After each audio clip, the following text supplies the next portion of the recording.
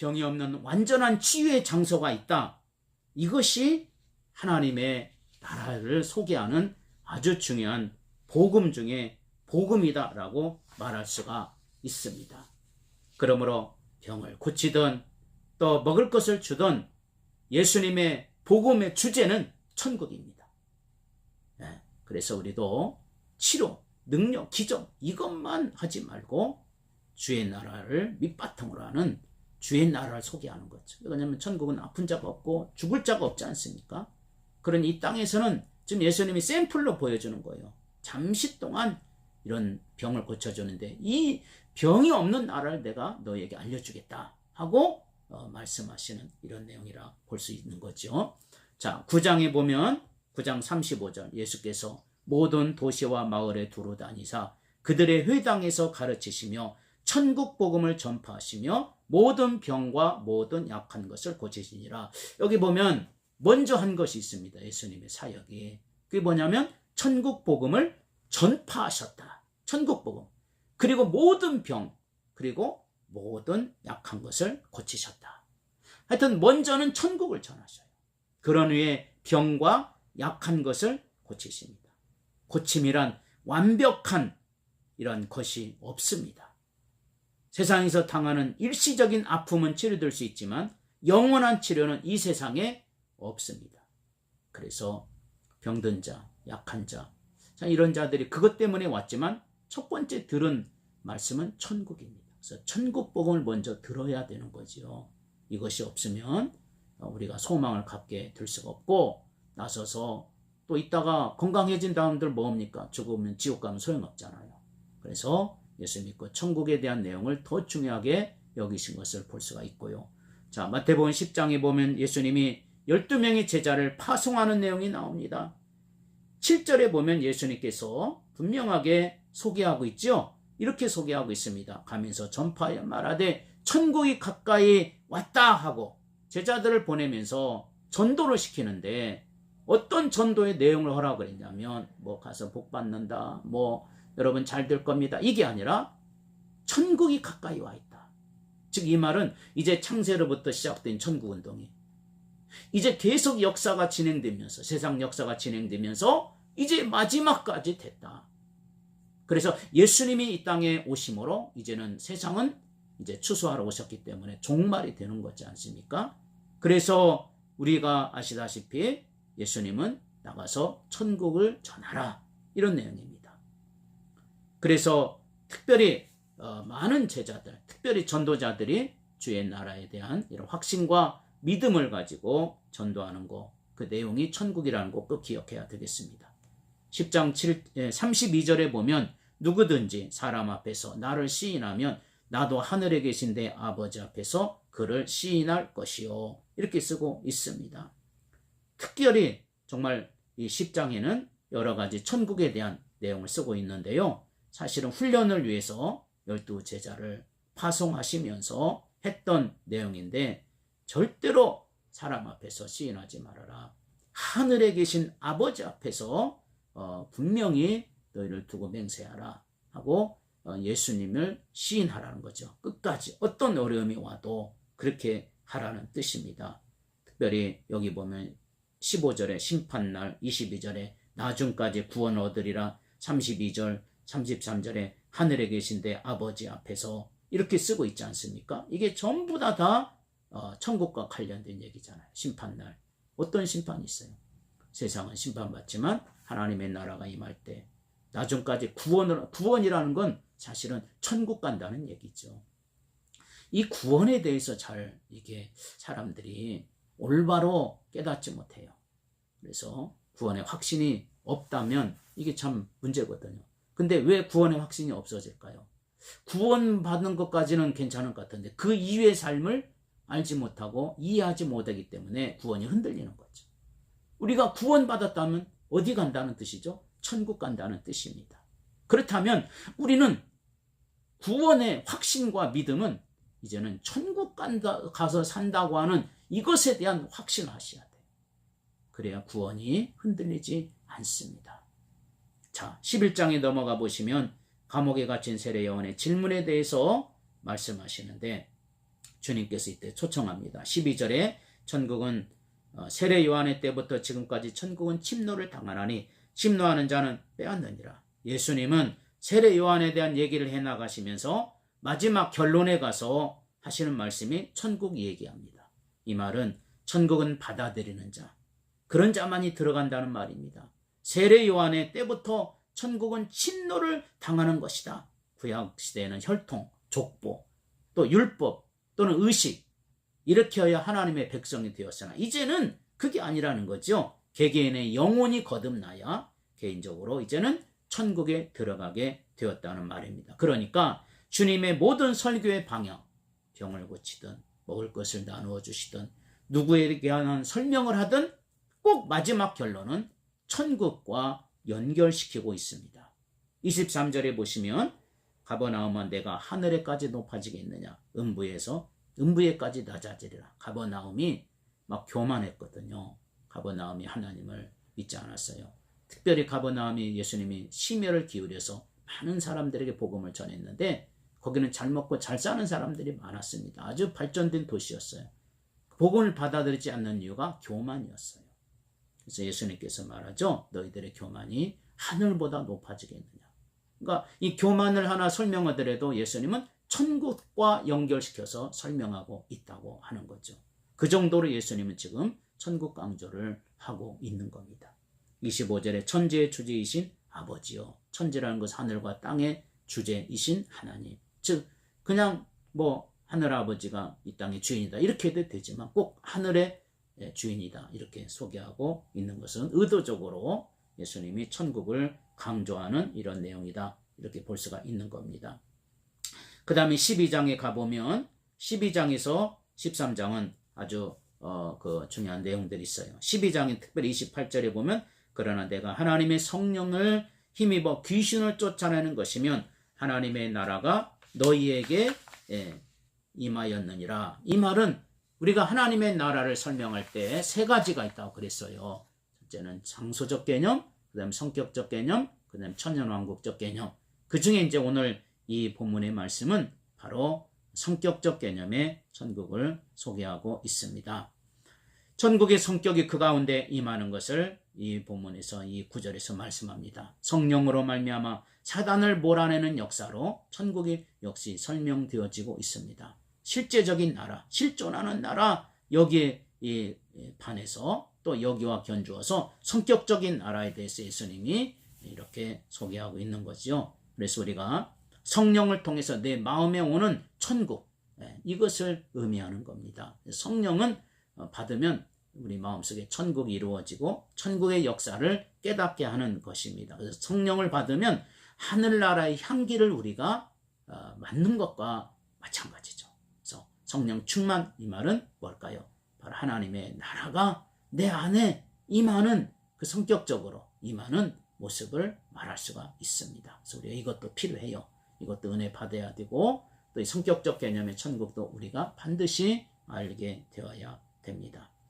또 12장 32절에 또 누구든지 말로 인자를 거역하면 사하심을 얻되 누구든지 말로 성령을 거역하면 이 세상과 오는 세상에서도 사하심을 얻지 못하리라. 이렇게 말하고 있어요. 이 세상도 그리고 오는 세상, 어떤 세상이죠? 천국을 말했죠. 예수님이 인자의 성령을 거역하지 말아라. 성령의 역사를 거역하지 말고 순종하라는 뜻이죠.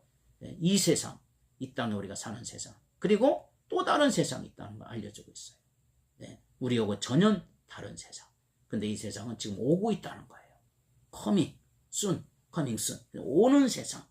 이것에 대해서 죄에 대한 내용을 소개할 때 역시 천국을 집어넣어서 예수님 말씀합니다.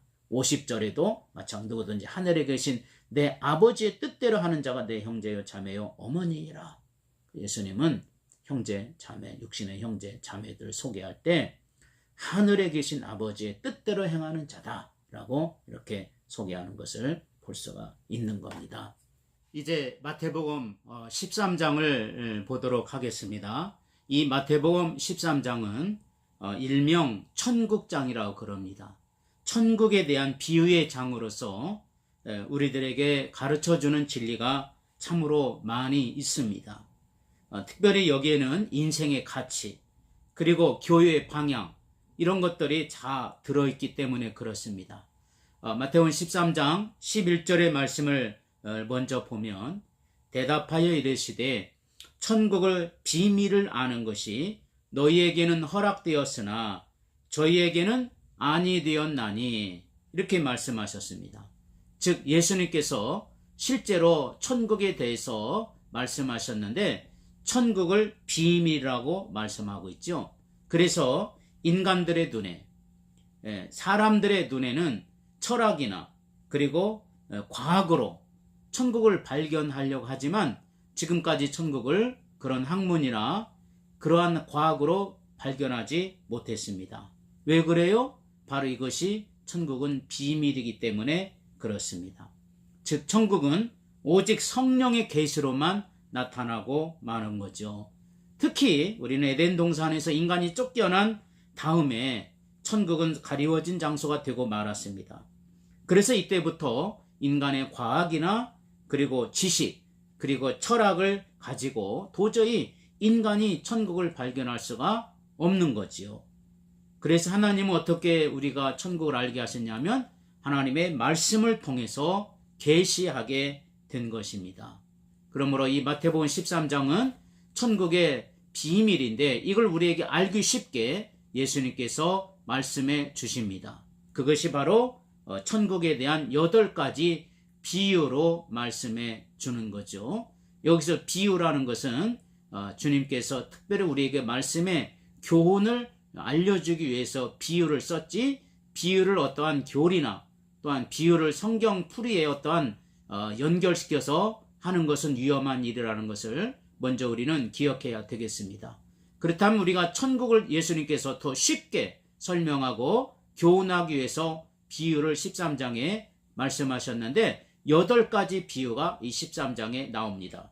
바로 첫 번째 비유는 좋은 땅에 뿌린 씨에 대한 비유입니다. 3절에서 8절 말씀하시고 그에 대한 해석을 18절에서 23절까지 말씀해 주셨고요. 그 다음에 가라지 비유입니다. 이 가라지 비유도 역시 24절로 25절까지 말씀하시고 해석은 또 예수님께서 36절로 41절까지 해주셨습니다. 그리고 이러한 패턴으로 계속해서 천국을 비유로 세 번째는 겨자씨 비유에 대해서 말씀했고, 네 번째는 누룩 비유, 다섯 번째는 감추인 보화의 비유, 여섯 번째는 값진 진주와 장사꾼 비유에 대해서, 그리고 일곱 번째는 각종 물고기를 잡는 그물 비유, 그리고 여덟 번째 마지막으로는 천국의 제자들의 사명에 대한 비유입니다. 이처럼 천국을 예수님께서 비유로 설명한 이유는 우리를 교훈하기 위해서라는 것을 우리가 먼저 알아야 되겠습니다. 실제적으로 사람들 속에서 흔히 볼 수 있는 것, 그리고 접할 수 있는 것, 그리고 쉽게 이해할 수 있는 것, 이런 것을 통해서 예수님의 비유를 통해서 설교해 주시고 있는데, 이 8가지 비유는 전부 다 초점이 어디에다 맞춰져 있냐면 바로 천국에다가 맞추고 있다고 하는 거죠. 비유는 천국의 성격을 설명하기 위한 비유이다는 것을 먼저 우리가 봐야 되겠습니다. 먼저 19절에 있는 말씀, 아무나 천국 말씀을 듣고 깨닫지 못할 때는 악한 자가 와서 그 마음에 뿌려진 것을 빼앗나니 곧 길가에 뿌려진 자요. 이 말은 바로 우리가 보통 길가에 떨어진 씨, 그리고 돌밭에, 가시밭에, 그리고 이제 좋은 땅에 떨어진 씨, 우리는 보통 말씀으로 해석을 많이 하죠. 실제적으로 우리가 말씀을 통해서 길가에 떨어졌다, 돌밭에 떨어졌다, 가시밭에 떨어졌다, 그리고 좋은 땅에 떨어졌다, 그러므로 우리 마음밭이 좋은 땅이 되어야 된다 하고 이렇게 교훈을 합니다. 근데 분명히 오늘 말씀하죠. 여기에는 천국 말씀이라는 말을 꼭 우리가 기억해야 되겠습니다. 그냥 말씀이 아니라 천국에 대한 말을 듣고 깨닫지 못할 때, 이런 내용을 소개하고 있는 거죠. 그래서 천국 말씀을 들었지만 깨닫지 못할 때는 악한 자가 와서 다 빼앗아 간다는 그런 말씀입니다. 24절에 보면 예수께서 그들 앞에 또 비유를 베풀어 이르시되 천국은 좋은 씨를 제 밭에 뿌린 사람과 같으니, 이건 가라지 비유거든요. 이 가라지 비유도 역시 단순한 말씀이 아닙니다. 분명히 천국 말씀을 듣고 이렇게 말하고 있어요. 즉 천국은 우리에게 아주 좋은 역사를 이루는 좋은 씨와 같은데 자기 밭에 뿌린 사람과 같으다, 이렇게 말하고 있는 거죠. 그러므로 좋은 씨를 뿌렸다. 그런데 가라지가 왔다. 이 비유는 좋은 씨라는 건 천국 말씀이라는 거예요. 그 다음에 31절에도 역시 마찬가지입니다. 또 비유를 들어 이르시되 천국은 마치 사람이 자기 밭에 갖다 심은 겨자씨 하나 같으니, 겨자씨 비유입니다. 이 겨자씨 비유도 역시 뭐라고 했어요? 천국은 하면서 겨자씨 비유를 결국은 천국을 얘기하려고 하시는 예수님의 모습을 우리가 여기서 볼 수가 있습니다. 그리고 33절에도 천국은 마치 여자가 가루 섬 아래 갖다 넣어 전부 부풀게 한 누룩과 같으니라. 이 누룩의 비유입니다. 가루 섬 아래 부풀게 한 누룩. 처음부터 섬 알이나 되는 누룩을 넣은 게 아니잖아요. 아주 작은 것을 갖다 놨지만 나중에 크게 성장한다는 뜻인데, 이거 역시도 단순한 누룩이 아닙니다. 바로 이것도 천국은 하면서 이것은 천국 비유이라는 것을 분명하게 말씀하고 있습니다. 그리고 44절에도 보면 천국은 마치 감추인 보화와 같으니 사람이 이를 발견한 후 숨겨두고 기뻐하며 돌아가서 자기의 소유를 다 팔아 그 밭을 샀느니라. 여기 보면 밭에 감추인 보화와 같으다, 즉 보물과 같으다, 이 말은 천국의 가치를 말하고 있는 겁니다. 보물을 발견하고, 그리고 그 보물을 발견하고 난 사람은 어떻게 할까요? 그것을 갖고 싶어하고, 분명히 얼마 만에 그 물질이 든다 할지라도 사고 싶어 할 겁니다. 즉 목숨을 바칠 만한 각오까지도 있는 가치가 있는 것이 보물인데, 예수님은 이것을 천국이다 이렇게 말하고 있습니다. 그러므로 천국은 두 가지 내용이 있어요. 감추어져 있다는 겁니다. 일반인들에게는, 그리고 세상 사람들에게는, 그리고 인간의 지식으로는 볼 수 없기 때문에 감추어져 있는 것이다. 그래서 우리는 찾아야 됩니다. 이제 우리는 어떻게 해요? 철학이나 학문이나 이렇게 찾지 말고 예수님이 천국을 찾는 방법을 아주 가장 쉽게 말씀해 주셨는데, 그것이 바로 믿음으로입니다. 성경에서, 그리고 성령의 감동을 받고, 때로는 하나님의 성령의 감동을 받은 사람을 통해서, 배움을 통해서 우리가 감추어져 있는 천국을 발견할 수가 있는 겁니다. 또 하나는 뭐죠? 바로 천국은 보물과 같습니다. 그렇기 때문에 전 재산을 팔아서 살 수 있는 충분한 가치가 있는 겁니다. 나 인생을 다 내드리고 바친다 할지라도 천국은 반드시 살 가치가 있고, 천국은 반드시 소유할 가치가 있기 때문에 그렇게 되는 거죠. 이처럼 천국의 가치에 대해서 설명을 한 것을 보게 됩니다. 이 천국이 얼마나 좋았는지, 초대교회 성도들, 특별히 히브리서 10장 32절에서 35절에 초대교회 성도들이, 특별히 히브리서는 세상보다 더 나은 것에 대해서 소개하고 있는데 천국에 대한 소개로 마치고 있는 내용이죠. 전날에 너희가 빛을 받은 후에 고난의 큰 싸움을 견뎌낸 것을 생각하라. 혹 비방하는 과 환난으로서 사람에게 구경거리가 되고, 혹 이런 형편에 있는 자들로 사귀는 자가 되었으니 너희가 갇힌 자를 동정하고 너희 소유를 빼앗기는 것도 기쁘게 당한 것은 더 낫고 영구한 산업이 있는 줄 알아라. 그러므로 너희 담대함을 버리지 말라. 이것은 너희에게 큰 상을 얻게 하느니라. 더 낫고 영구한 산업이 있다는 거죠. 그걸 알았기 때문에 이 땅에 있는 것을 다 잃어버린다 할지라도, 이 땅에 있는 것을 다 버릴지라도 천국을 소유한 자에 대한 가치가 있는 것을 말씀해 주셨어요. 그걸 위해서 핍박을 받았고 환난을 받아서도 기쁘게 받았다는 거죠. 산업을 잃어버렸어요. 재산을 빼앗겼어요. 그래도 그들은 슬퍼하거나 또 여러 가지 절망하지 않았다는 거죠. 기쁜 마음으로 그것을 잘 감당했다는 그런 뜻입니다.